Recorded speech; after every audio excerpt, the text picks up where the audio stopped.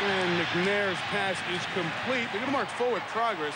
That should be enough for the first down as Champ Bailey tackled Mark Clayton. Mark Clayton showed you a terrific set of hands. Everybody talks about him. He's very good after he catches the football. Watch him go up and snatch this. Now, it's wet. He doesn't use his body. He goes up, uses his hands, and Champ plants his face right in the turf. He was slow getting up. That's him on the sidelines, is it not? It is.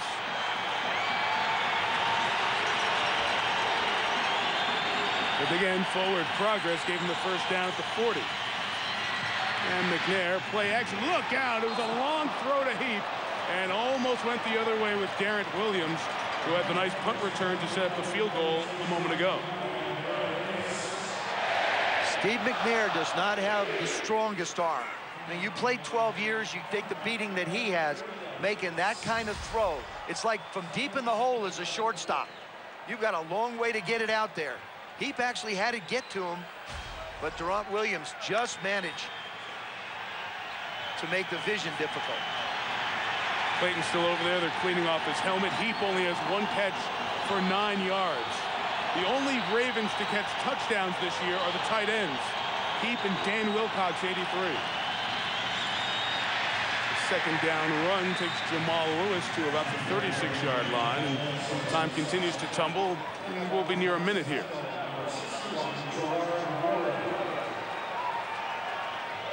Jamal Lewis is the kind of a back who becomes better when you can control the game and give the ball to him beyond 15 times. As you get into the second half of a game, you want to bleed the clock down. He's the guy you have to have in the game. This is Baltimore's timeout with 1:07 to go, and here's Michelle Tafoya.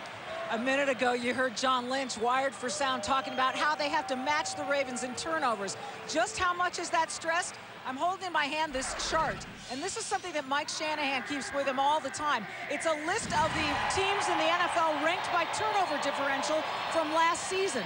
And you can see that in the top 11, most of them, 10 of the top 11, made the playoffs. He stresses this to his team all the time, and he started on the first day of training camp, telling them that turnover differential, points scored, and points allowed would be the 3 keys. But this chart, the turnover differential, is what Mike Shanahan hangs on to and looks at all season long, guys. And one of those 2 early turnovers turned into the Raven field goal. Then Michelle, you got to figure that Mike feels mighty darn lucky to be in a tie ball game, giving the ball up twice so far in the first half. Not all of his players knew that they'd given it up twice. This could be this could be 4-down territory for the Ravens. They took the timeout. 37-yard line, needing to get to the 30 for the first down. The throw is held on to. What a grab by Mason for the first down, and a throw perfectly tossed by McNair. Terrific read also. The Broncos want to roll the corner up. Champ Bailey stays up looking in the backfield, hesitates a second. Then you see Mason go down the sideline. Ferguson doesn't get there quick enough. Went to the wide side, make the safety run a long distance. Nice throw by Steve. I was going to ask you about that, because the last throw to the other side of the field, your first comment was Steve McNair no longer has the strongest arm in the league, but on that particular throw, it got there a lot quicker, looked better. The reason why is the one he threw before, he threw to the left side, which is you have to come across your body, and the ball tends to be pulled down. It's a 26-yard game, but Walt Coleman's coming over to check it out. As you know, in the last 2 minutes, replay is controlled upstairs, so just making sure that both feet came down with possession, and he's able to hold on to the ball on the way around. We'll be right back.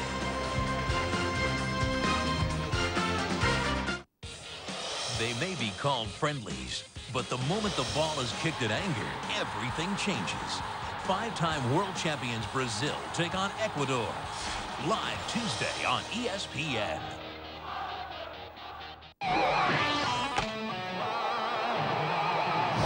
In Major League Baseball, the ultimate objective of the offensive or hitting team is to score runs.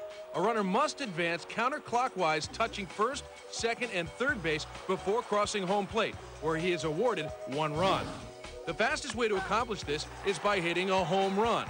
When a ball is hit over the outfield fence within fair territory, it is called a home run, and as a formality, the player rounds the bases and touches home plate. If none of his teammates were on base at the time, it counts as 1 run. If he had teammates on base at the time, they also automatically advance around the bases until they reach home plate, where they each score 1 run.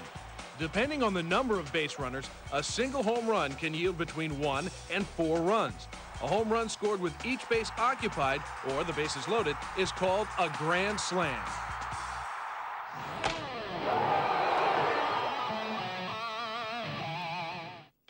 The road to the World Series is full of obstacles, but no one said it would be easy. Now, 2 teams face each other for a ticket to the Fall Classic, the American League Championship Series, Tuesday night, live on ESPN. As we saw live and going to break, it looked to be a catch, and we haven't seen anything different. In the last 2 minutes, any questions had stopped from upstairs in the replay booth to take a look at it, and Walt Coleman has the final verdict.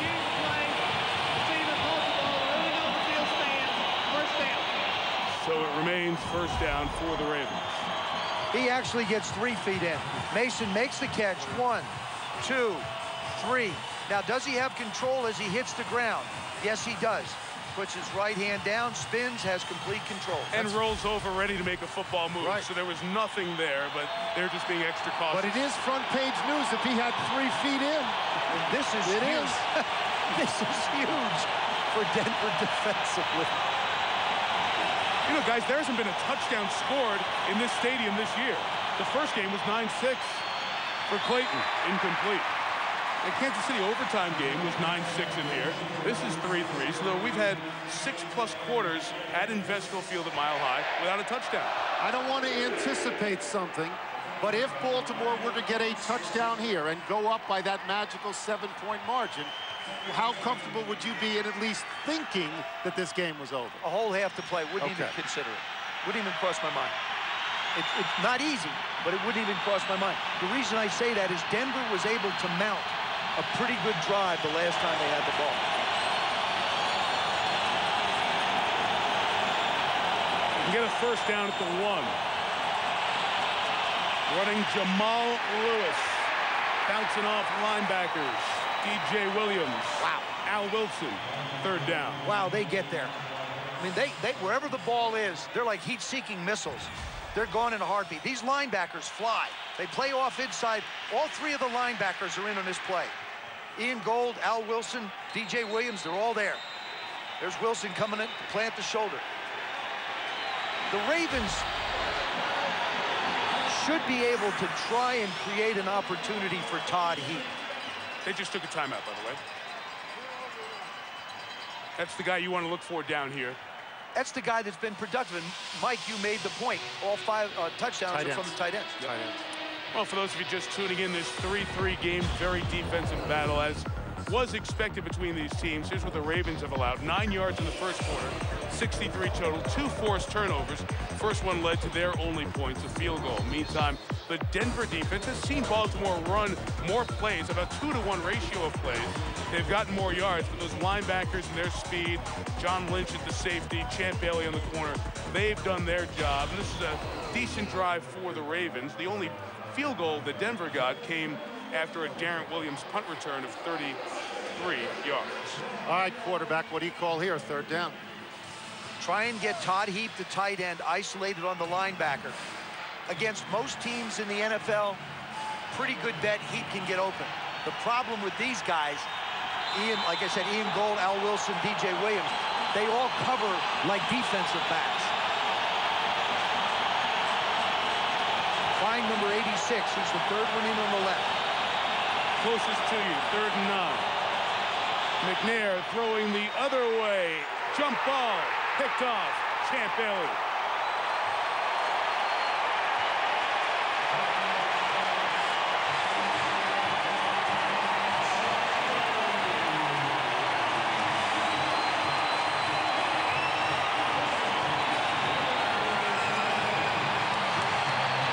So Champ Bailey wears the tag of best cover corner in the league, and Steve McNair said, I don't go away from anybody. And here McNair goes at Bailey. Bailey wins. But you got a 3rd-year guy, Clarence Moore, who really lost the starting job a year ago. They used this play to try and take advantage of his height. What they forget is Champ can sky. Larry Coyer, the defensive coordinator, said this about Champ Bailey. He plays to intercept the ball. He does not play the man. There you saw a classic case of it. That's the signature of this Denver Broncos team, Champ Bailey making that play. Their offense is not going to get a lot of points. Their defense makes the most important play so far in the game. Ask Tom Brady of the New England Patriots about Champ Bailey. With 30 seconds left, they're going to run a play, not just take a knee. Goes risk a turnover here. Tatum Bell with a 4-yard gain. Michelle mentioned right at the start that interception chart that Mike Shanahan has, the turnover chart, always tracking it all season. When the series started, you heard John Lynch wired, said, guys, we've got to get turnovers back, and they come up with their first pick of the season at a very opportune time. I think, guys, forget the play by Champ, which is wonderful. Not a great play. You can't make a turnover if you're a veteran quarterback down there at the 10-yard line. Lexus halftime show with Chris Berman, Steve Young, Michael Irvin, Tom Jackson, Stuart Scott. The boys have the fastest 3 minutes. The wrap-up to Jacked Up and Joe Torre's future. Right now, Denver gets the ball. First, it's 3-3 at the half, and here's Chris Berman with the Lexus halftime show. All right, Michael, thank you very much, and welcome to Tom from Denver. Nice weather. Thanks. You're welcome, bro. Tom Jackson, Michael Irvin, Steve Young, Chris Berman. Welcome to Colorado here on Columbus Day. Well, ask it. Was it a movie? Was it a Philadelphia story? Was it Armageddon? Was it War and Peace? Was it On the Waterfront? It was Eagles Cowboys, and it was a heavyweight title bout. Here we go with our fastest 3 minutes. As yesterday, the much ballyhooed game. Terrell Owens returning to Philadelphia. The fans giving him a classic City of Brotherly Love hello and a hero's welcome, of course, for Donovan McNabb. Early on, whoop, each team fumbling, whoop, but then when the ball went in the air, it was DeMarcus Ware, L.J. Smith, not two-hand touch, touchdown. Cowboys lead it 14-10. First half, no catches, Terrell Owens. He finally caught one of his 3 from Drew Bledsoe here in the third quarter. Dallas leads 21-17 until Shea Hay. It's a Hank basket catch. 87 yards, touchdown. 24-21, Philly. T.O., oh boy, tied at 24. Flea flicker, McNabb, Reggie Brown. Touchdown, 31-24, Philadelphia. Uh-oh, still in the fourth, 32 seconds to go. It's L-I-T-O. Whoa, one more for the road. The Lido Shuffle. Lido Shepherd, 102 yards, 38-24. Philly wins it to the chagrin of the Cowboys. The chagrin of the defending champs. Big Ben, not his night against Jamal Williams and the Powder Blues. Phillip Rivers, Antonio Gates, Chargers, big second half, beat the Steelers 23-13. 5-0, that would be the Chicago Bears. Rex Grossman now has 10 touchdown passes. Last year, Bears quarterbacks had 11 in all. And in addition to their 156 points scored, they've allowed only 36. Lance Briggs, Los Ventrell, Bears roll the Bills. Peyton Manning to Reggie Wayne, the Colts barely beat Tennessee to go 5-0. But Steve, I'll borrow from you, forever young. Second start, Vince Young looked good. Good decisions. You know he can run. Tennessee gave the Colts all they could handle. And Young, as in his first start, Matt Leinart, 2 early touchdown passes as Arizona almost beat KC. The New Orleans Saints continue to be the story.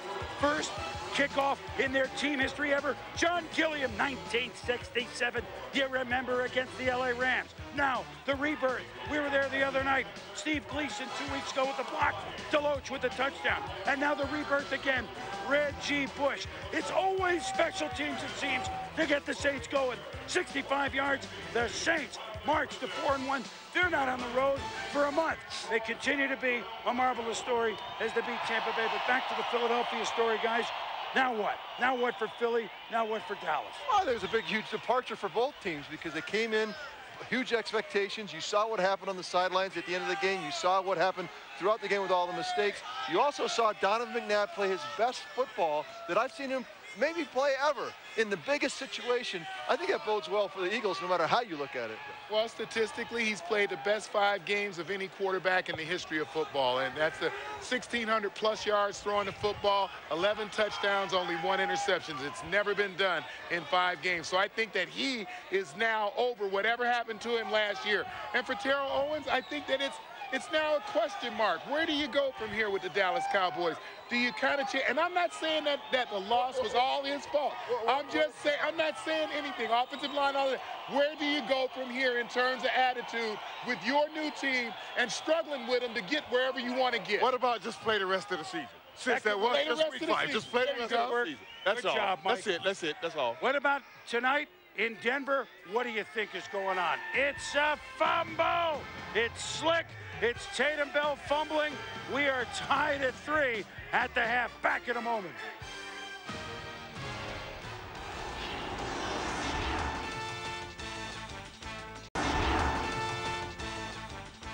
This halftime show is presented by Lexus and the new 303 horsepower GS 350. Now, welcome back at halftime, everybody. And Tom, the Orange Crush used to do it out here across the street of Mile High. I know this will be interesting to you. Hurry this up, Jack. Somebody get jacked up tonight. Let's preview 5 through 2. Number 5 was Julius Peppers of the Carolina Panthers on the run, hitting Charlie Fry, and Charlie Fry got jacked up. And we get to number 4. It is Dominic Rhodes, Jesse Mahalona, right there, making the final hit and smacking him down. Dominic Rhodes got jacked up. Number 3, Tank Johnson. That is J.P. Losman back to throw the football. Tank making the hit. Losman got jacked up. And Fernando Bryant. Ooh, Travis Taylor, watch out. Travis Taylor got jacked up. And our number 1 hit of the week is Antonio Bryant. Justin Fargas bearing down on him. Oh, and that is a knockout shot right there. Take a look at it. Antonio Bryant got jacked up. Jacked up again. Jacked up. Very Orange Crush-like, Mr. Jackson. Ray Lewis has done a little bit of that as well. Tell you what, hit me. It's 3-3.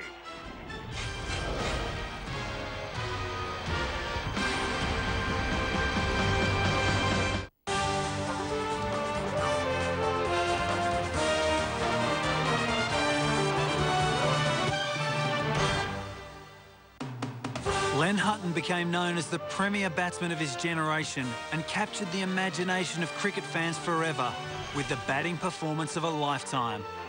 After debuting for England in the 1937 Test against New Zealand, Hutton would go on to make cricketing history a year later. Batting patiently for 3 days against a great Australian side, he posted a then world record score for an individual batsman of 364 runs.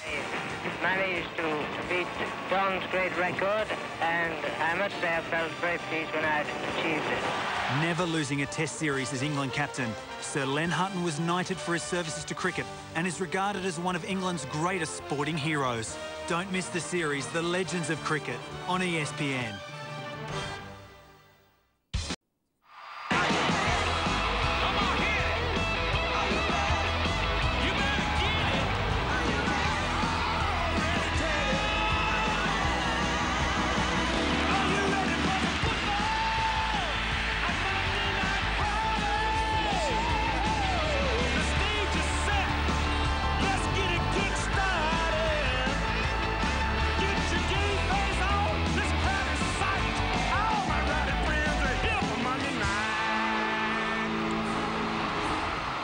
Back for the third quarter here at Invesco Field at Mile High in Denver.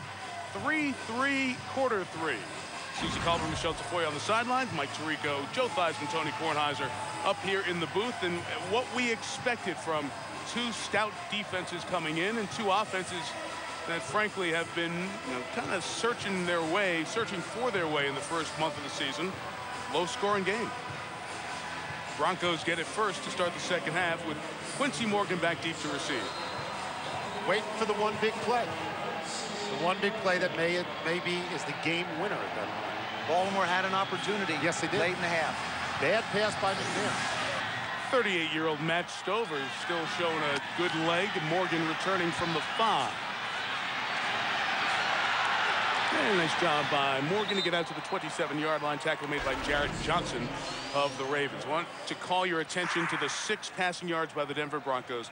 That is the fewest in a Mike Shanahan coached Denver Bronco team in a half. And it's First half. Well, Mike, it's Jake Plummer. Jake Plummer just didn't look good throwing the football. He was behind the receivers. He has to do a better job. They're not going to let him get outside. They're not going to let him get his bootlegs in. He's going to have to throw from the pocket a lot better. This is what everybody in Denver fears, is that Jake Plummer can't help you win an important game, or any game, even though he's got a great record. They don't like him here. First catch to Rod Smith, first down, 10 yards. Michelle Tafoya on the sideline. Well, Mike Shanahan certainly got to be happy with that play right there. I talked to him at halftime, asked him about Jake Plummer's first half performance, and he said, I can't put my finger on it, but we must do better in the second half. We've got to move the football. He acknowledged they're running the ball better, and his defense is playing hard, but he said, we've got to complete passes. We can't get stuck in 2nd and 10s and throw the passes we've been throwing, guys. Yeah, you see, Michelle, just 16 pass yards in that first half for Jake Plummer, and the 1 pick, making it 5 on the year. Tatum Bell the carry. He had a decent first half, takes it to the 42-yard line. Joe, we always hear the term zone blocking with the Broncos. And the Broncos are the ones with Alex Gibb that really made the term famous. If you look at from the back, watch the steps of the offensive line. They all step to the left like a quartet. Get a cutoff on the backside. Good patience. 1 step and cut. That's the way the offense is set up. You move to the front side, cut off the backside. The runner makes 1 step visually and goes. I like that they all step together. The Temptations used to do that, and it worked out very well for their career. Both ways. Plummer throws for the tight end, incomplete for the rookie Tony Scheffler out of Western Michigan. You saw that 1 step and go, and that's the in vogue term that the Broncos have, looking for running backs, a 1-cut guy, and Atlanta as well, because they picked up the zone blocking scheme. And Green Bay. Remember it now, too. You know, Jags down there, the offensive coordinator. He has spent time out. Matter of fact, talked to Alex Gibbs once a week about the scheme. It's a good one, but you need small offensive line. Small, 300 pounds. That's small. Yeah, relative speaking, Broncos have the lightest offensive line in the National Football League at just an under 300-pound average per man. This is 3rd down. And the run with Bell will not get there. Tatum a yard shy, and the Ravens will get them off the field and bring up 4th down. So the Ravens embarking here on the second half, and they've only given up a field goal. You go back since 1940, and only 1 team better, the 1980 Lions, quarterbacked by Gary Danielson, the 61 Packers, who went on to a championship, and the 91 49ers. You and those Lions, Mike, you are a true fan. Actually, it's me and Gary Danielson. Yeah, Gary's a buddy, yeah. Both of you. I figured as much. One of the truth. Way to get him into the show. I'm sure he's happy. Anything get Gary, and it's Eric Hipple was his backup, too. Almost got traded for Eric Hipple. You did? Yep. Oh. Maybe he'd be with us tonight. So Ernster with his second kick. B.J. Sams, fair catch made at the 15. So Ernster's had good hang time on his kicks. And again, he's fighting for his job because the suspension for Todd Sauerbrunn ends as soon as SportsCenter starts.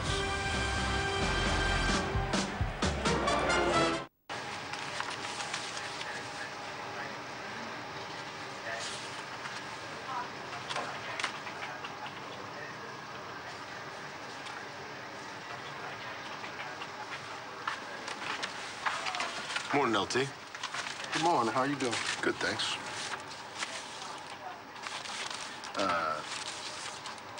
None of these are mine.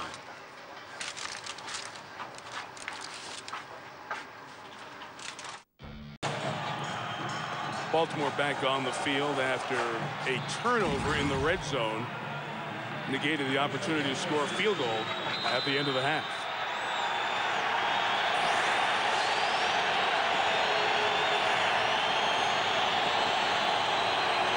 Musa Smith starts as the lone back behind Steve McNair. McNair hit as he throws behind Todd Heap. Incomplete. Ian Gold brought the heat, brought McNair down, and here's Susie Colvin. Mike, Brian Billick insists any issues that the Ravens are having on offense has nothing to do with the weather. It has everything to do with how well the Broncos defense is playing, and Billick expected that. He was really satisfied with the run-pass mix of his offense, and feels McNair is doing pretty well, except they've got to be able to get the ball downfield. They've got to be able to capitalize in the red zone. That interception certainly doesn't help. First McNair red zone interception in a year in 81 passes in the red zone. Musa Smith out of the backfield gets to the 21-yard line. One thing Brian Billick has, Joe, Tony, he's got 5 running backs that he feels he can, or 3 running backs, excuse me, he feels he can use during the year with that rotation of Mike Anderson, Musa Smith, and Jamal Lewis. And with the injuries that we've seen, you've seen Jamal struggled last year with it. You have to have somebody that you can roll in. He feels like as the year goes on, if they need to plug one in, they can do the same thing. No huddle third down keeps the Broncos third down personnel. Quicker pass rushing defensive lineman on the bench, and McNair just able to dump it out to Musa Smith, cleaned up by Al Wilson. Fourth down. You can have all the running backs you want. You can have all the wide receivers you want. In a game like this, nobody's gaining any yards. No, the defenses completely dominate the game.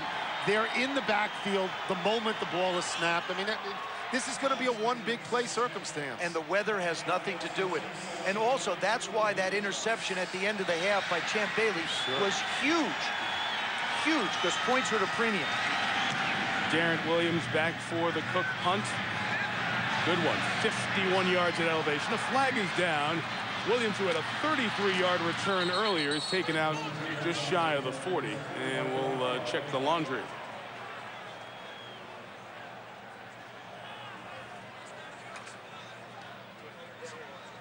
And we have a player shaken up on the sidelines, one of the Ravens. Over on the Denver sideline. And as always, the classy protocol of teams, the medical staff from the Broncos there to just keep the player down and look at him for a couple of seconds as the Ravens medical personnel comes over.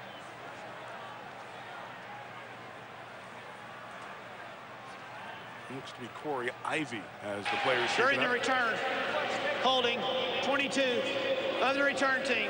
10-yard penalty. First down. So as they look at the injured player and mark off the penalty, we'll step out for a second.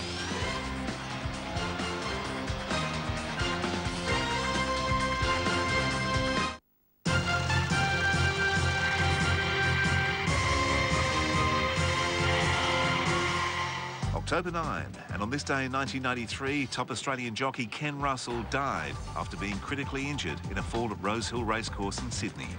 42-year-old Russell was one of Sydney's leading jockeys and had ridden more than 100 winners. October 9 was also the day basketball superstar Charles Barkley collapsed during the Phoenix Suns team training camp when his legs went numb. Barkley fell to the floor during sprint training and stayed there for 30 minutes before teammates helped him to the locker room. Also on this day, Australia's Michael Klim broke the 100 metres butterfly world record, coming home in a time of 52.15 seconds. And Swedish golfer Annika Sorenstam, who in 2003 became the first woman in 58 years to compete in a PGA Tour event, celebrates her birthday on this day, October 9.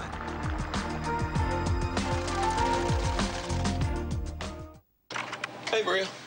Hey, Stu, what's up? A supplier gave me these, and I figured, you know, if anybody could use them, you could, right? Yeah, so giant worms can spring into my face.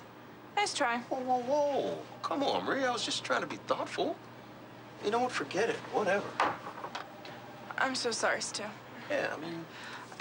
I just thought... You're evil. Can I get that can back?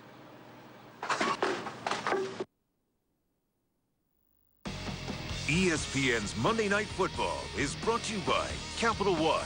What's in your wallet? Dr. Pepper. With 23 flavors in every Dr. Pepper, there's more to it. NFL.com. You can watch all the highlights and top plays every week. Log on. It's all on NFL.com. And Lexus and the new 303 horsepower GS350.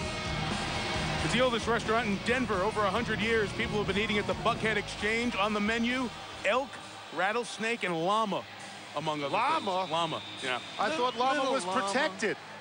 Little llama. Not Rattlesnake. Not at the Buckhead Exchange. It is not protected. Tough place to go if you're a llama. The injured player, Corey Ivy, was helped off the field, did walk with assistance. And on first down, Plummer, nice job of hiding the ball, throwing the deep ball for Rod Smith. Went up and tried to win the jump ball with McAllister. Did not, incomplete. Jake Plummer could not get this ball up in time. Rod Smith had him beat, had McAllister to the post. You see the space. All he needs to do is get it out in front. Not easy to throw it. Rod has to come back and try and make a play on the ball and can't get to it. But Jake just had to take 2 steps to try and get it out there. Jake Plummer is having the kind of game tonight that makes people in Denver wonder if Jay Cutler should be playing instead of Jake Plummer. And it's a foolish thought. Foolish. Thousands have it. 2nd and 10. Here is Plummer, the 10th-year veteran, throws for Scheffler, the tight end. The rookie caught it a couple of yards shy of the first down. Cutler was the first-round pick, 11th overall out of Vanderbilt. And he had a very good preseason, and you know that the coach here traded up to get him. He had a guy who had a career season last year, right? Yep. In Jake Plummer, and yet traded up to get Jay Cutler. Now, I'm not saying he's going to play this year, because he's not going to play this year, but people want to see him, and Jake Plummer contributes to this circumstance by having games like this. Every quarterback has a game. He has tough. Well, he started out the season poorly, too. 3rd and 3. The pressure comes. Plummer rolls and throws incomplete. And we'll have 4th down coming up. Good pressure. And let me just say this, that Plummer was somewhat surprised to learn that the Broncos had gone out and drafted a quarterback. At first, his dad told him it was Matt Leinart. Then his brother told him it was Jay Cutler. And he said, I was a little surprised. I thought we'd go after a defensive lineman. We'd just gone to the AFC Championship game. I had the best year of my career, so I wondered why. But I'm going into my 10th year, and I guess they had to plan for the future. But it's not about... The future could be very quick. Could be next year. Could it not? I don't think so. Could be, but he's on the roster. But if you can get a quality quarterback, you look at the draft and you say, if I can get one now, make the deal. That's what they did. Ernster with the kick. Very good kick toward the sideline. And ideal, out of bounds, unreturnable by B.J. Sams at the 12-yard line. Ernster's making a case to keep the job. 50-yard kick. Conversation. There's been a lot of those scenes for Bronco fans on the sideline this year.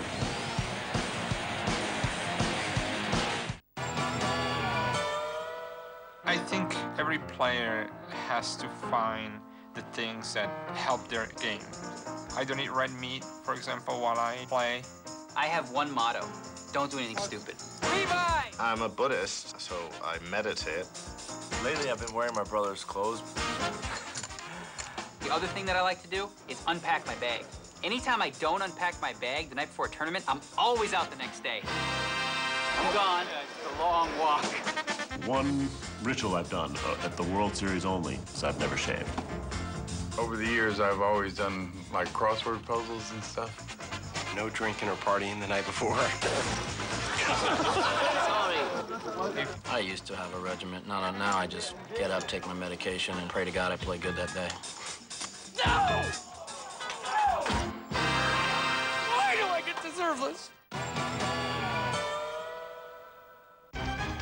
The Euro 2008 qualifiers on ESPN. The road to Austria and Switzerland continues, and only a few will conquer a spot in the most important event in European football.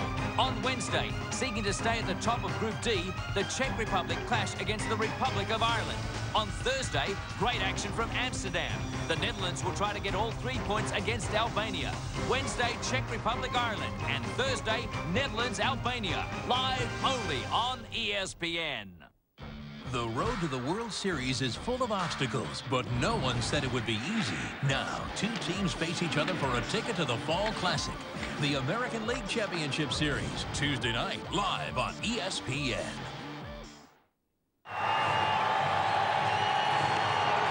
It has rained in a light fashion, as Michelle Tafoya aptly described a break ago to us. It's a little more than a drizzle, but not much more than that. It means it's wet, it's cold, temperatures started under 40. We may have snow by the end of the night here in Denver. Surrounding areas have seen some snow already in the foothills. And the weather matches the game, 3-3. Third quarter, Jamal Lewis, just a couple of yards. SportsCenter, 30-30, Matt Weiner. Mike George Steinbrenner met with his Yankee Brain Trust today to discuss the future of manager Joe Torre. No decision, but a possible Torre replacement. Joe Girardi interviewed with the Cubs. And from the NFL, Cards receiver Larry Fitzgerald expected to miss 2 to 5 weeks with a pulled right hamstring. SportsCenter right after Monday Night Football. ESPN News, always on. Thank you, Matt. More responsibility for Anquan Bolden to catch Matt Leinart's passes when we see them against the undefeated Bears next week on Monday Night Football. 2nd and 8, Derek Mason, top of your screen. McNair stepping up into the pressure, Going down, the ball came out. Gerald Warren had a chance at it. The official says Baltimore recovered. And a turnover in the red zone could have been huge. It's third down for the Ravens. Steve McNair will wait out routes and do everything he can to make a play in the pocket. The ball gets slippery, gets knocked away. The Ravens are very, very, very lucky that they wound up with the ball. It was Michael Myers' pressure that forced it out, and you saw his former fellow Cleveland Brown teammate now here in Denver. Gerald Warren had the chance to fall on it and couldn't get to it.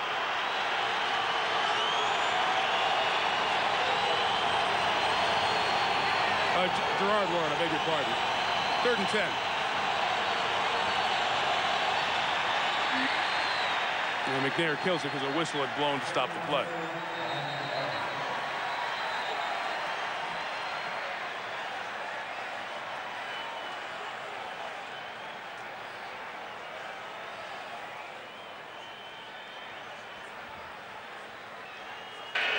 First team timeout.